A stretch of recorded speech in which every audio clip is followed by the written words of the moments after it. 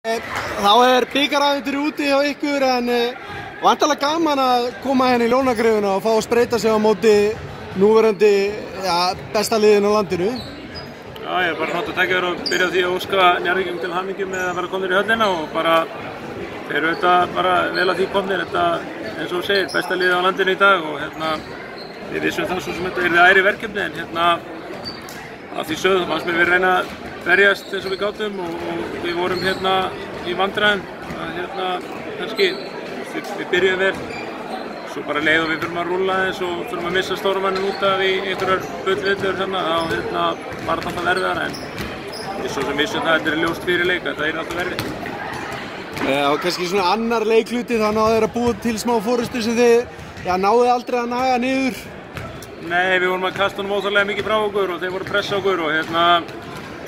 en við þú veist, við fórum bara yfir það í hálfleik og mér fannst, þú veist, þrátt fyrir úrslitin að þá fannst mér ekkert spila illa. Við vorum í framleitileik á föstudaginn og við komum alveg staðrænir í því að gera vel og standa okkur og mér fannst þið bara að vera ísvinningur til sóma. Ekki spurning, nú það bara fyrsta deildin sem það verkefnið væntanlega framundan og ekki stefnt að því að fara upp? Já, ég meina fullt af liðum eins og staðan er núna þá við nóg annað að hugsa að fara bara upp, þú veist, við erum bara í smá hólu, leikir ekki að falla með okkur, sérstaklega jafnir leikir og þú veist, við vorum lélegir á móti Hetti daginn og þú veist, við höfum svolítið bara að ná vopnum okkar og reyna að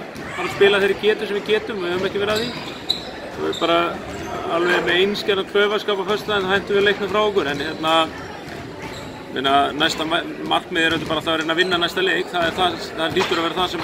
við stefnum á en að fara upp, ég er ekki fann að hugsa svo langt. Takk fyrir þetta Yngvi og gangi ykkur vel. Já,